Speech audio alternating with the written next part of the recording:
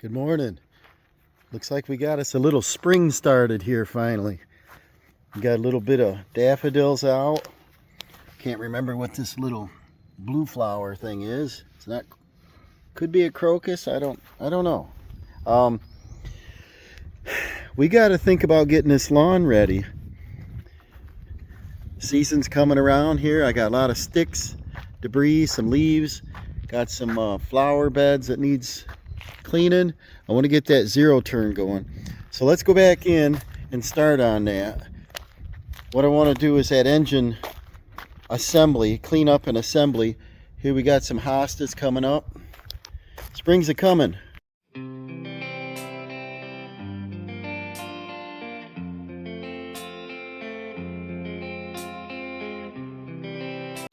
Well, we got a little time to wait for our parts.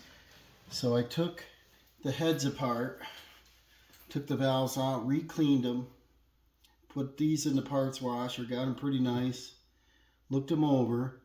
I'm looking at the seats and they look exactly the same. They're all sitting in their nice shape, real nice. And then the valve guides have not moved or anything, and they're steel cast in there, so they look really good. So what I'm going to do is I'm going to lap the valves. I probably should elevate this on something. Maybe I'll get a couple blocks of wood.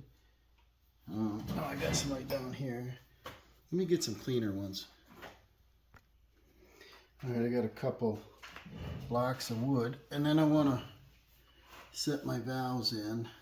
This is cylinder head number 2. And I labeled them after I cleaned them again. They look really nice. Little tiny, get this in there, little tiny marks on it. But they look good. There's a nice edge here. They're clean. The intake obviously is a little bit cleaner. But we might as well lap them. I wasn't going to do anything. Throw them back in there because they looked really nice. They seated well. I guess you could do a liquid test on them where you get your valves put in and, you know, pour liquid in here and see if it runs out overnight or how long it takes. So we're just going to take a cheap little lapper, some compound. We'll start off with the hard one, the exhaust valve. A little bit goes a long way with this stuff. Never use the end of the tube, you know.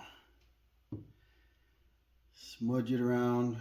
Be careful not to get it in anywhere you don't want it because you'll have to re-soak your head and get it out. It's grit. Set her in. Take your cheap little lapper and then just back and forth. You'll hear the change.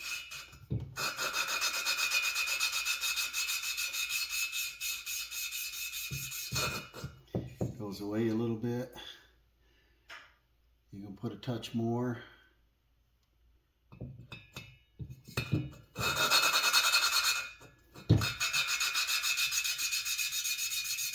Hear the difference? And so I want to probably do a little dab more. Then we'll clean it up and see if it shined it up nice. No, I'm not a pro at this. Got the general idea. So while we're waiting for our parts, I think it's going to take 4 days to set. Probably be more like a week. They're coming from Minnesota or somewhere. It was Minnesota.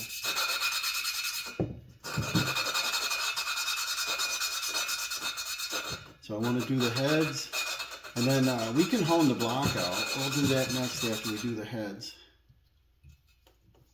I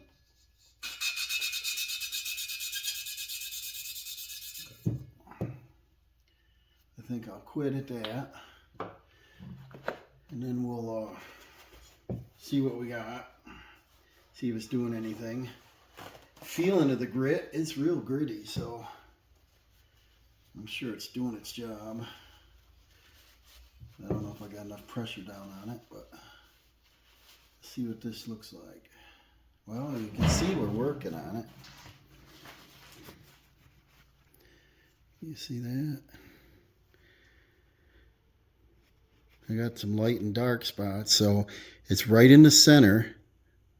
See, there's room down here, room at the top. You don't want it to be the lap, way down in. You don't want it sticking way up. So I think the seat is good, and I think the valve, we should probably go a little bit more. So I'll clean this out. We'll get some more in it. Do this all over again. See what the seats look really good.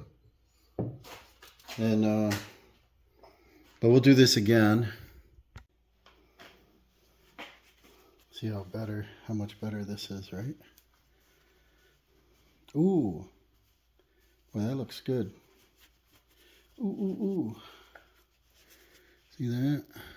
Can you see it? Can you see it? Beautiful. Oh, I like it. So I'm just going to repeat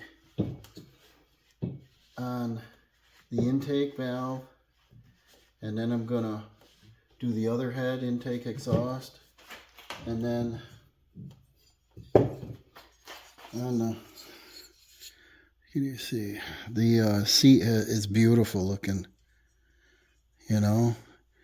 that's working great. So might pick up a little compression, might seat a little better, whatever, it's worth it. I'll finish on here. Here's the intake. Isn't that beautiful? Love it. So I'm going to do both heads.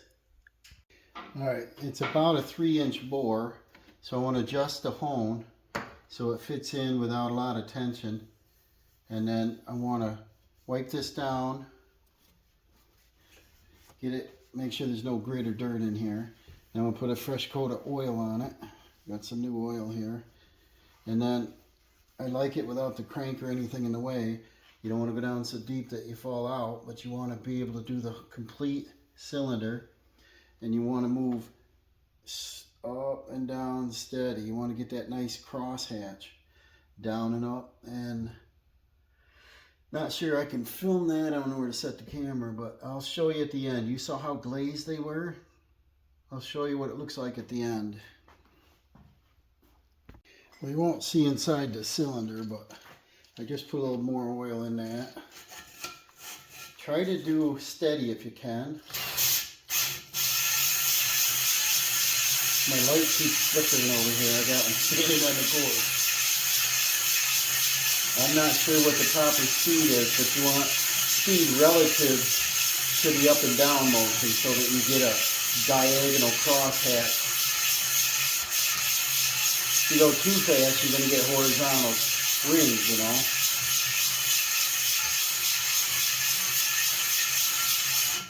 And then you can turn this knob and get it a lot of pressure or little pressure. I don't have much pressure on it because I don't really want to go crazy with this.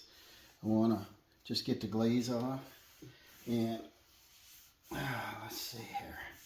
I can't reach all the way down in there. It's only a 3-inch opening, so I'll be using some brake clean and stuff when I'm done. I'll probably put it back in the pressure washer and then wash the whole case because I don't want to leave any kind of grit anywhere, just like we did on the heads. Let me try to pull you over here and look at that. See if I can get the light up here too. Maybe you can see what we got. This flickering cord here. See the cross hatching? So much nicer than it was. I'm not taking a lot off here. Let's get the light better. So it looks pretty good. I'm going to probably clean it off, spray it off, and then check it again here. Same thing with this one. Cylinder 2. I honed it, wiped it, more oil, honed it again. Got a nice crosshatch in there. I don't know if I'm holding the light right, but it looks pretty good. So what we got to do now, unplug this blinding light here. What we got to do now is we'll put these back in the parts washer. The heads are done. The block is done. Looks pretty good in there. See how my oil running down. I want to get all this residue because there's a little fine grit in it. I want to put this back in the parts washer, get it all cleaned up, and then we're going to wait for parts, and then we can work on the pistons, setting the rings proper. I'll look up the specs, and we need to set the top ring at a certain direction. I believe the intake valve, because it's the coolest, and then the second ring either a third or half over again, 180, whatever. I'll look that up. The oil ring's the same thing, and what else? We're going to just start assembling. We'll torque it up. I'll get a torque spec and put her together, you know, new gaskets, new head gaskets, and valve cover gaskets, intake and exhaust. And then we're going to be able to fire it up. So thanks for watching. Stay tuned. We're going to get this thing a-running. The little bit I know, I do a little research. There's a lot of guys that know a lot more than I know. And they're right on YouTube. They're pretty good. And you can download PDFs. You can, you know, do forums. You can do what you can to learn. The only thing I didn't learn on this engine a lot was this reed valve. You know, this one had a metal band on it. And that's it. It had a plastic thing that's sort of like a filter.